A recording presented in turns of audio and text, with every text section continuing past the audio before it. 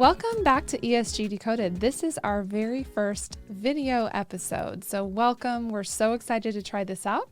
We're recording today in the Houston podcast studio at Arena One and really excited to be here. Thanks. Shout out to Matt Velasquez's team for hosting us. We're really happy to be here today. In this special, very special first video episode, we'll be interviewing Timothy Kim. Timothy Kim is the founder and CEO of IBV Energy Partners and its direct affiliated companies. An early mover in the renewable energy industry, previous to founding IBV Energy, Tim led closings on more than 800 megawatts of corporate and project finance and M&A transactions both in the U.S. and globally. Timothy is also a veteran of the U.S. Navy. IBV Energy Partners is a privately held company based in Miami. They are direct investors and developers of large-scale solar and storage power plants across the United States. Their customers include investor-owned utilities, power agencies, corporates, and municipalities engaged in the procurement of grid-connected clean energy. The company was founded by a group of U.S. military veterans, Timothy and Robin Sias. They are also veterans of the U.S. solar and wind industry. Tim, welcome to the podcast. Thank you, Kaitlyn. Thank you very much. And it is an honor to be the first guest on this video podcast. So I appreciate that, and I'll try not to disappoint. Me too. Everyone bear with us. It's our very first time here. But yeah, I think it's really exciting. I mean, video is what everybody wants, I guess, nowadays. So we're happy to oblige what our guests want. So as you know, you're coming in from DC, so welcome to Houston, first of all. Appreciate that. I know you were here for the Charge conference this week. That's right. How was that? That was very well. First of all, it's nice to see that folks are meeting in person for conferences. Yeah, so fun. Just from that perspective, it was wonderful. Yeah. I was a fireside chat speaker and speaking a lot about the state of the solar industry, which we'll get to. The conference is about branding, the power of branding, as a startup company founded 5 years ago, we went through our own brand and communications strategy and pitfalls as well. So spoke a little bit about that as well. Yeah. Very cool. Yeah. Well, we're really happy to have you. And, there's so many angles that from an ESG perspective that we can talk about with your company, major solar company, from how your company helps corporates meet their own environmental goals through power purchase agreements, for one example, to the state of the industry, and then also one of your passions, which is veterans' careers. So we've got a lot to talk about, but let's just start with a bit of an education. So for folks that aren't aware of what a power purchase agreement is, how does that work, and tell us a little bit about your business. Sure. So let me demystify this. PPA, a power purchase agreement, is simply a sales agreement. That's all it is. The reason it's called a power purchase agreement is because simply you're just purchasing power, or a utility is purchasing power, or a corporate is purchasing power from your solar power plant or wind power plant or a power plant. So generally speaking, PPAs are signed between two entities. One, the actual plant that's generating the electricity, be it solar or wind or even natural gas, and an entity such as a utility that wants to buy that power. Obviously, there's complexities around it, but simply it is a long-term contract. Usually, we see it between 10 and 25 years.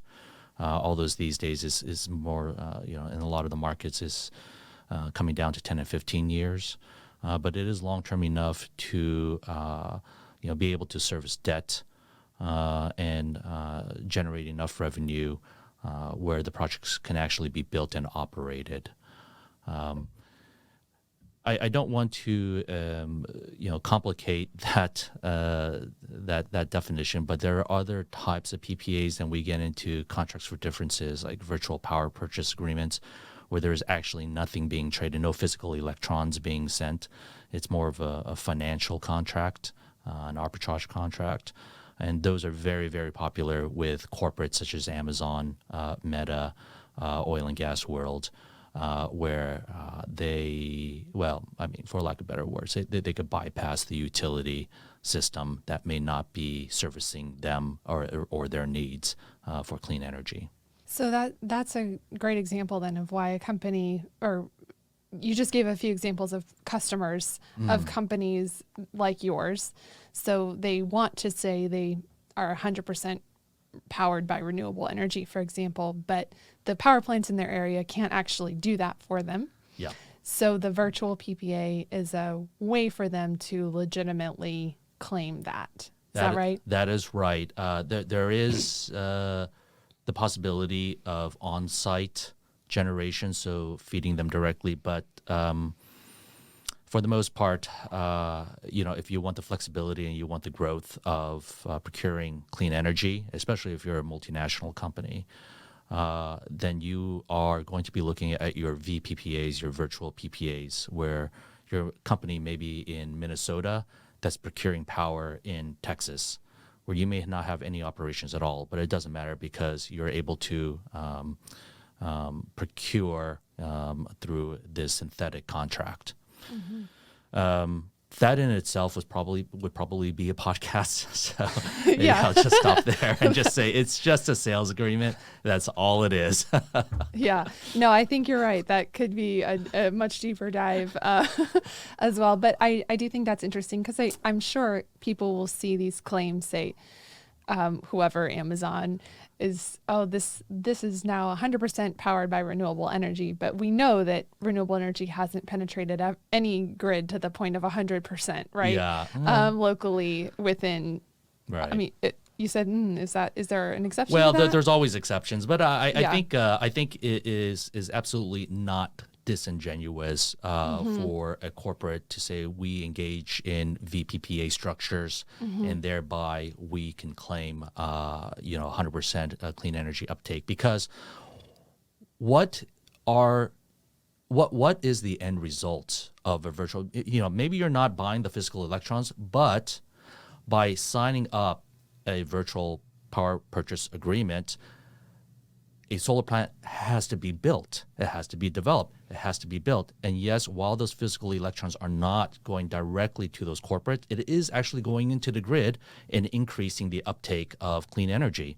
So it is an indirect way of increasing the growth of renewable energy, I should say it's a direct way, but it may be an indirect way of procuring clean electricity for the company, but it is having the same exact end benefit for achieving net zero emissions, which is a power plant needs to be built in order for that contract to operate. So. Well, thank you for explaining that, because we are getting more questions about things like that, or how did X company actually claim they're 100% renewable, right? Yeah. So I think that's really helpful for our listeners. Thank you. Sure. And now, we talked in our own preparation, right, about, in general, ESG, environmental, social governance risks that industries face in general. And I think sometimes certain industries feel like they're getting all the heat, but they think, solar just gets a pass, or wind gets a pass on a lot of things because they're a renewable company. But that's not true, because every company, every industry has potentially material, environmental, social, and governance risk factors that could potentially affect the performance or value of the company. So let's talk about a few of those top issues that the solar industry is facing. Right. So before I begin, I think I just want to caveat that I am fairly apolitical, and I'm very much for pro-business and a stable environment in which to make long-term decisions. So that's where I'm going to come from. But it is no secret at all. It is shocking to a lot of people who are not in the solar industry, but it is no secret within the solar industry that this industry, the next 2 months is going to be critical to whether this industry survives. what is happening right now in the industry is a series of policy implications against the backdrop of COVID and supply chain constraints that has exacerbated the environment, especially, let's just face it, for the last 5 years, really 5.5 years. But in the last 1.5 years, what we have been facing is a waterfall of challenges stemming from policy implications. So first of all, we talk about ESG, and yes, maybe in the environmental space in E, we kind of have that covered, right? We're a solar company. But the S&G is very impactful, and we have not escaped scrutiny at all. So let me just kind of go down the list. So first, there was the forced labor ban, right? Where an executive order was enacted that stated, in a nutshell, no imports will come from the Xinjiang province in China. It's great. We don't want forced labor in any of our development, in any of our construction, in any of our material, especially solar, right, equipment. And we actually, as an industry, signed on to that as well. We welcome that news. The issue is that half the world's polysilicon actually comes from that region, and that is the highest value material in solar panels. So there was no off-ramp period. There was no period which to restructure the supply chain to get ready for creating new avenues of imports. It just happened immediately, and it was a huge liability. That led to something called the Withhold Release Order, the WRO, which allowed U.S. Customs to seize solar panels at the port, even those that were in transit, even those that were orders that were made long before this executive order was signed. So you had, against the backdrop of supply and labor shortages, this exacerbation of policy impacts which prevented you from actually building out your plant. Kind of fast forward from there, obviously we know what happened to the tax credits of solar, wind tax credits, but not just only solar and wind that was captured in the Build Back Better Act, but a whole host of next generation technologies from blue hydrogen, batteries, EV charging, things of this nature. That kind of died this ugly death, pinned to a social bill that just wasn't working out right. But that BBBA, that portion had wide bipartisan approval.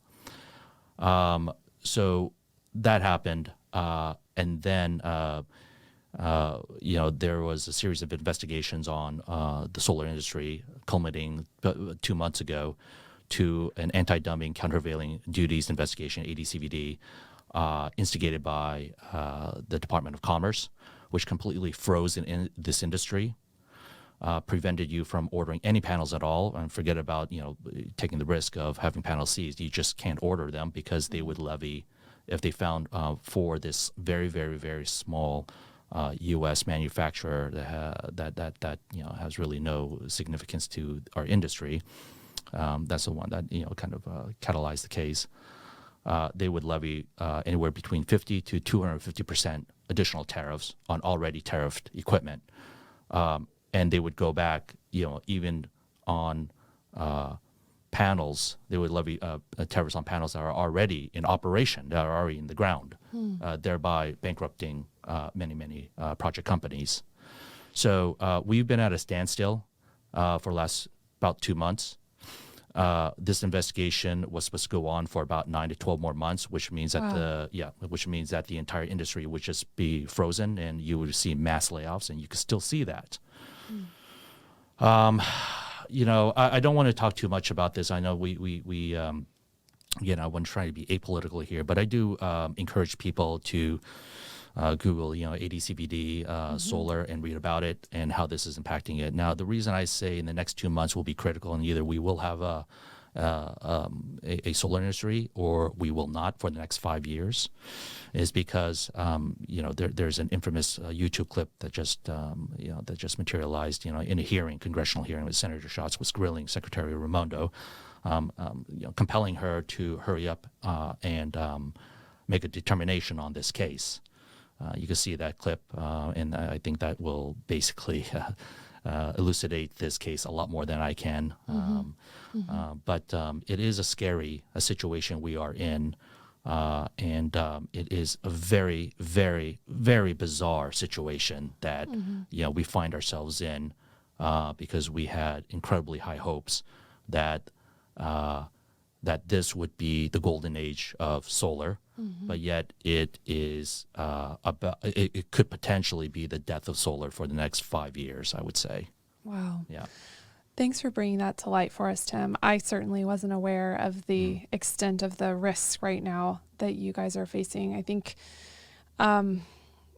it's unfortunate because there's so much happening. We all want to get to net zero. Solar is obviously a big part of that. And so, we'll definitely include some links in the resource boost for the episode for folks to learn more about it, and, call senators and make your calls to help keep this industry going. And at the same time, I just think it's a really interesting example where the intersection of social and governance risks is really, material to the performance of the business. And it's, just sad and scary for the industry, and also just a really good demonstration of why we talk about ESG and why companies need to, be on top of understanding what those key issues are, why investors care. Another thing that's not a lot of people think is a conspiracy. It's not. It's because things happen that matter to companies. So, we'll definitely include those resources for folks to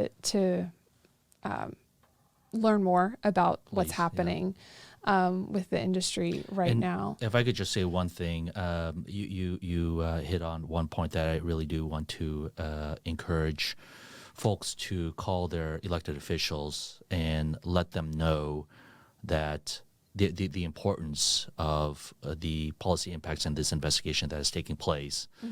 I think a lot of people look at elected officials and say, well, they're not really within my reach. And if I call them, if I leave an email or something, it's not going to be read. That's not true. I worked in congressional affairs. I worked in a senator's office and a congressman's office. And there are people that read in, people that percolate these issues up to the top leadership of the staff. So I do request that this issue is critical enough that it hopefully encourages you to call your elected officials and let them know you are following this, you are tracking this, and you care about this deeply and the fate of the renewable energy industry as well. Thank you, Tim. Yeah, I think we all sometimes forget that we do have the power to pick up the phone and send an email. And I do think, it's this, to your point about forced labor, if no one wants forced labor in their supply chain, no one wants human rights violations happening to enable their industry. And at the same time, as these things come to light through investigations, through of what was happening in China and that sort of thing, we also have to balance the need to disincentivize, or I guess I'm not sure what the right word is. I don't want to say punish, but we have to disincentivize that type of behavior in a supply chain. And we also have to recognize the complexities of the issue and, be able to change the supply chain. And, there's just so many things that another one of the issues we talk about on ESG Decoded that is complex and nuanced and requires the recognition of many, many, many factors, even though we all can and do agree on the goal of not having human rights violations, right? So how do we get to that place? I think it also, frankly, demonstrates the reliance of our energy system just more broadly speaking, how interconnected it is, whether that's natural gas, whether that's mining, whether that's critical minerals. I think a lot of folks take for granted that, we can just flip a switch and change all of this. And it's not like that. No flips can be switched in this modern globalized civilization. So just taking that more nuanced and thoughtful approach is so important when we discuss issues like that. So I really appreciate you bringing that up. Absolutely. Thank you. Yeah. I think it's just since we're on the policy topic in a way, I wanted to ask you about Solyndra. So I understand that you had some involvement with Solyndra back in the day, and probably some lessons learned from that. I'm sure there's lots of crazy stories. So I wanted to bring that up and, maybe just perhaps remind listeners that aren't familiar with Solyndra what went down. Yeah, well, thank you for bringing that up there. I had therapy to forget that. But. I'm sorry. Well, I think, you and I were having a conversation before, and I told you that I'm kind of exposing my age because, half maybe not half, but a significant amount of folks who are in the solar industry, they don't even know about the Solyndra case. They have no idea what Solyndra even was, right? I mean, that just tells you the upswell of people who have come into this industry, actually. Because it wasn't that long ago. It was 2010 or 2011. It wasn't that long ago, but if for those people who remember, during the Obama administration, there was an aggressive move in the Department of Energy to catalyze solar companies to subsidize the manufacturing, the startup, and the operations of solar companies through a loan guarantee program. So the U.S. government would guarantee the working capital loans that J.P. Morgan or Bank of West or somebody would extend out to these high risk. Back then they were considered high risk. Solar was a very volatile field, and nobody knew where it was going to go. So a lot of money went out the door to provide the working capital to a lot of these companies, and one of these solar manufacturing companies in California was called Solyndra, and they made these very unique solar panels where it was in the shape of a tube, therefore like a cylinder, right? Solyndra, and I'll get to a funny story later on. That's kind of coming back. But their competitive advantage was that because it was a 360-degree tube, it would absorb sunlight not only from the top but also from the bottom, refractive light. And so there was a number of projects that were made with Solyndra panels. I myself, at the time, co-founded the Renewable Energy Finance Division at the U.S. Export-Import Bank, which is the government's, corporate finance bank that does a lot of the project financing and structured financing deals around the world. We basically, the impetus is to help U.S. exporters and finance their exports to buyers, in foreign countries. And the largest Solyndra deal at that time is the one that I led, which was for a 3-megawatt rooftop in Belgium. 3 megawatt today is nobody really gets up in the morning for that. But back then, that was a very big deal. If you're doing 3, 4, 5 megawatt, that was at the very top of the largest deals that you could do back then, or the market would accept. So this is a very large deal, and I got it done in record time in about 45 days. Wow. So structured the entire deal, modeled it, negotiated out the credit. And I had come from, to Export-Import Bank from a German project finance bank, working in a lot of these deal teams and doing a lot of deals in power, water, and utilities. So we moved very aggressively, we moved very fast. And that's kind of what I brought to the table as well at this government bank. So during this time, the Obama administration was just kind of getting hammered by folks that was using, these types of loan guarantee programs and waving and saying, this is corrupt, this is inept, this is nepotistic. and a kind of perfect storm formed where Solyndra went bankrupt. And I remember this. after I closed in on this deal, and my name was basically dragged in the mud. All of my work material was subpoenaed by Congress, by Fred Upton, actually, and an investigation committee was formed right as the 2012 presidential campaign was also getting off to a start. It was featured in 60 Minutes. I nearly got dragged before Congress. I mean, I'm a government employee, right? Not making much at all. I think back then I was making $80,000 as a GS 12 or 13 in Washington D.C. So where am I going to get the money to Those are the defend government, myself? the government levels, by the way. The GS. That's all public, by the way. Yeah. And so the heart of the investigation was that I also took part in a nepotistic conspiracy because they looked at the transaction times that normal transactions get done at the U.S. Export-Import Bank, and they were something like 180 days. Oh no! But because Right. you were fast and efficient. Because I was extremely fast, right? I was extremely fast, and I had also a mission. I had by that time, I kind of looked around and looked at the aircraft industry, the oil and gas industry, and kind of looked around and said, where do I want to pin my career to? And I made a very decisive decision that I was going to pin my entire career on renewables, even though I had no idea where a lot of people didn't know where it was going to go. I had a lot of hope for it.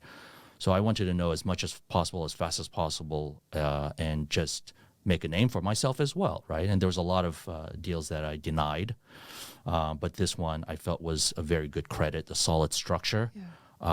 And nothing to do with Solyndra per se, but the buyer and it all looked good. So long story short, I was hauled into the office. The Office of Inspector General hauled me in, interviewed me. Documents going back and forth. Do not touch kind of notices were sent to my work items. I could not touch things on my desk. I had to give all my notes. Wow. And I got caught up in swept up in this presidential campaign moment where the Solyndra became a very big issue in the 2012 presidential campaign, front and center, and my name kind of got dragged in there. Now I will say two things. Unfortunately, after this deal, or fortunately, there for the longest time, there was a quote from me that said, I am proud of my partnership with Solyndra and the government's partnership. And we are very proud to have worked with, the very, very fluffy things that you normally say when you close deal. Yeah. And for the longest time, the release. internet kept that on page one when you Googled my name. Oh, And so I was for many, many years, I was coupled with the Solyndra story. Oh no. It ended well. The bank protected me from having to testify in front of Congress or get my own, $1,000 an hour law firm, and everything worked out well. And as soon as Obama, won his reelection, the entire thing just went away overnight. Wow. Just completely dropped. It was amazing to see. Wow. Actually, I mean, Wow. we were at the zenith of anxiety and concern, and the next morning, not a peep, not a word. It all dropped. Wow. Take that for what you will. But one of my colleagues, Jonathan Silver, who actually headed up the DOE Loan Program Office, was not so fortunate. This is an immensely talented man who came from venture capital, did not need to work in government, did not need to accept a very, very low salary to take this risk. He was dragged up and down Congress and had to retain his own private lawyers at a significant cost. It is one of the saddest stories, and it's a funny story now, but it's one of the saddest stories that I could think about of my time in government. That if there is no quicker way of disincentivizing government employees that want to do good by playing politics with them. And because of that incident, I actually left Exim Bank, and it just formed a very bad taste in my mouth. And I understood that if I'm going to take these types of risks, unfortunately, it's not going to be, as a GS12 or GS13 or whatever I was back then. Yeah. So it's funny, but unfortunate. Yeah. Now, I will say that the one shining thing about Solyndra, like I said, their tubes are 360 degrees. You could get the sunlight, refractive sunlight, and absorb that instead of just from the top. The industry as a whole today has moved to that kind of model. It's not tubes, but we call it bifacial panels, where the sunlight can be absorbed from underneath as well as on top. And if you put white sheeting on the ground and create a really reflective surface layer, you can it's basically like a solar panel on steroids. You could increase the yield of a solar panel significantly by increasing the reflective layer underneath, and that's what the industry has gone towards as a standard architectural feature of its power plants now. Oh, that's really interesting. Yeah, very interesting. Yeah. So I think that's just such a fascinating story, and I'm sure there were very painful memories too. So thank you for sharing it, because I think it's an interesting, all of these anecdotes of where, and this is what we were talking about before, right? Sometimes you think there's good intentions perhaps for for policy. There's good intentions for net zero. There's good intentions for all this stuff, but the going back to game theory we were talking about before, when we look at international relations or government study, and we study how governments function, right? In the ideal world, we think the government is, making, quote, rational economic decisions or rational decisions about how to achieve, here's our policy objective. We'll do these things to achieve the policy objective, but really it's individuals. Yeah. It's a lot of individuals with a lot of different, personal drivers, as to why certain things get done and certain things don't. Still very much a puzzle, I think, to most of us. But I will say that there was one moment I keep on thinking about during this time frame. I mean, there's quite a bit of sad moments, but one funny moment was, I went back to California. I was living in Washington, D.C. at the time, and I just had to take a break amongst all this. And I remember, speaking with my parents, my father especially, who I speak with quite a bit about business, and telling about exactly what's going on with me and what's going on with this, and how I completely feel powerless about the Solyndra situation. And we had dinner, and we retired to the living room, and we started just watching TV. And 60 Minutes came on, and then he started and I could see his eyes just like slow. I mean, in my peripheral gaze, like. I think before he's just thinking like, this is not that big of a deal. You're kind of like making things up, and all of a sudden, like 60 Minutes comes on telling the Solyndra story and about what's going on in the middle of the presidential campaign. And I just kind of slowly turn my head towards. I raise my hands up. I don't know what else to say about this. I told you. I told you. Like, this is not small peanuts. What's going on? So. Oh my God, that's so crazy. Yeah, but, wow. Well, we thought we were past that phase of the industry. I guess it still remains volatile. It sounds like it is. It is. And at the same time, you have so much passion for the industry, and I know you love sharing that. Let's go back to being a veteran, and having a veteran-owned business. Two veterans co-founded your business. You and Robin, Sias. And why that's important to you, and sort of why you chose to peg your career in this industry. Yeah, I think. Well, first of all, I just want to clarify: we don't own the company. We the company is we sold 51% of the company, the parent company as well, to a Dutch infrastructure fund, at Diff Capital Partners, and then 49% is owned by the family office of Dagmar Vogt, which is the original founder of IB Vogt, which owns our company. I came up with a conceptual strategy. I pitched it to IB Vogt as well as to other companies. So we're a veteran managed company, I would say. But we do make all of our decisions in-house and completely separate from the parent company in Germany, who is also an incredibly impressive solar developer. I think, if not the largest pure solar developer in the world, then one of. Just an amazing company that we get to lean on, we get to learn lessons from, but we also that also supports us very, very actively. I think there's a few industries that really I think cater to the skills of veterans, and I think the development industry, especially the renewables development industry, is first and foremost.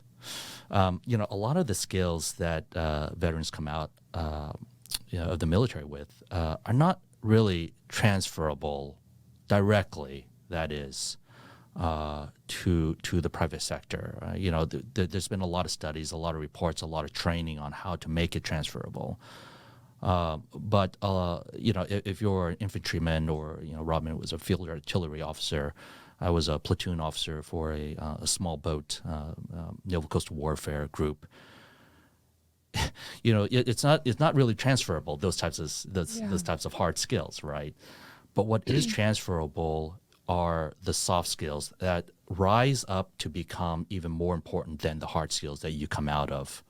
And that is the organizational skills, the leadership skills, the management skills, and the personality of having a can-do attitude, of always setting the bar farther than you could potentially reach it, and then going after that. And even if you fall short, you are still heads above everybody else. Assessing risk, assessing opportunities, being able to be nimble, moving fast, and I think, if we talk about these qualitative, skills, understanding or having the ability to operate confidently in an abstract, volatile environment, that to me, when I think about my own experience and what I brought out of the military, and especially over the past 6 years, where we've been in a very volatile nature, in a very uncertain environment, I come back to what did I do when I faced that in the military as well, and how did I assess the risk? How did I assess and accept the opportunity? I think maybe an example of that would be, during COVID. When I founded the company in 2017, I was absolutely obsessed with how do I go from the back of the line, right? Because by then there was a number of solar companies already operating. How do I go from the back of the line to the front of the line within next 3 years? Because I wanted to be, number one by a certain, time frame. And I was obsessed with that. I didn't want to go, take little baby steps to try to move to the front of the leaderboard, right? And when COVID happened, we assessed the opportunity, the executive team, and we determined that this was our moment. While everybody's trying to figure out how to go remote, all the other solar companies are trying to figure out how to go remote. Rightfully so. Okay, rightfully so. Worried about and concerned about traveling and meeting folks, we took kind of the opposite route and asked ourselves, how do we speed up our development during this time frame and compete with other developers? And oftentimes, what that means is obtaining site control, entering the queue, creating a pipeline of actual real assets that you can market to utilities and off-takers, that will buy your electricity through PPAs. So we formed a program and we executed on it. And between 2020 and the end of 2021, I would probably say that 70% of our pipeline growth happened within that COVID years. Wow. We just had a company retreat in Charlottesville last week, a company-wide retreat. And it was so gratifying to sit in front of the entire staff and talk about a real pipeline, our pipeline, one that we grew ourselves, did not buy from another third party, but that we organically grew ourselves with sweat and tears on the ground as a team, and what that means for the future of the company going forward, which is incredibly, let's just put what I said aside. Hopefully everything's go back to normal. Could be very, very Let's declare positive. that. We're going to call that in. It's going to be back to normal. Well, development is a very optimist. You have to be an optimist when you develop. It doesn't matter whether you're developing solar, wind, or housing projects, right? It's kind of an eternal optimist. You have to have that nature. But you also have to obviously be practical because I think there's that saying that you don't want to be an optimist until you have 1 cent left in your pocket, right? Because what's to be optimistic about by then? So, well, that it makes sense the way you describe it of, being able to kind of stay nimble and focused in an environment of complete uncertainty and volatility. Yeah. Really, it does resonate. It sounds like that's absolutely a veteran skill set. It's not even a skill set. It's almost like an inherent quality. It becomes like it's more than a skill. It becomes something more than that, kind of an approach to work, an approach to life, and to business strategy overall. So that's really awesome. Yeah, and I think it's also very impressive how this entire industry has taken the charge to hire veterans as well.